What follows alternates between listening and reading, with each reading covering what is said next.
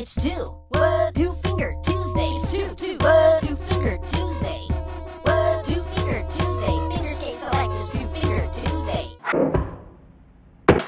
What up? It's Tuesday, January 29, 2013. I am Frankie Finger Dex, and you're watching an all-new episode of FingerSkateSelective's Two Finger Tuesday. That's right. What up, homies? Welcome to the freshest episode of Two Finger Tuesday Ever. So what are we getting into today? I have no idea, but let's go! Two Finger Tuesday FSS Info. Alright, FSS Info, just a little heads up here for you. In case you haven't noticed, my new contest is going on until this Friday, so if you haven't entered yet, go check out my Ask Frankie Fun Day contest video to enter. Also, I got a few tech deck reviews in the works, but I wanted to give you the heads up that I am going to be reviewing a couple custom items, and one of those items is a brand new ramp from Aphlikshun.fingerboards.com. Be on the lookout for that really soon. Yay. Alright, enough info. Last Tuesday I handed out an all-new FSS homework assignment, and a lot of you guys participated, so you already know what we gotta do now. FSS Honor Roll. Alright, so this was a very tricky assignment, but you guys all killed it. I didn't see one bad video, which also makes it very hard to pick winners, but after a lot of consideration, I was able to do it. Let's start things off with the two main spots. The first main spot goes to S. Sarah BMY 14. It was a great edit, good FSS repage, and clean tricks. The second main spot is for the homie, the Lily 414. The video featured a kickflip, varial flip, and tray flip, all with the opposite hand. Alright, that takes care of the two main spots. Let's see what's up with the runner-up. The first runner-up spot is for the homie Olivier Fransen. Super clean edit, smooth tricks. And the second runner-up spot goes to Nadira doll. Sick tricks with the opposite hand, and it got even gnarlier with the regular hand.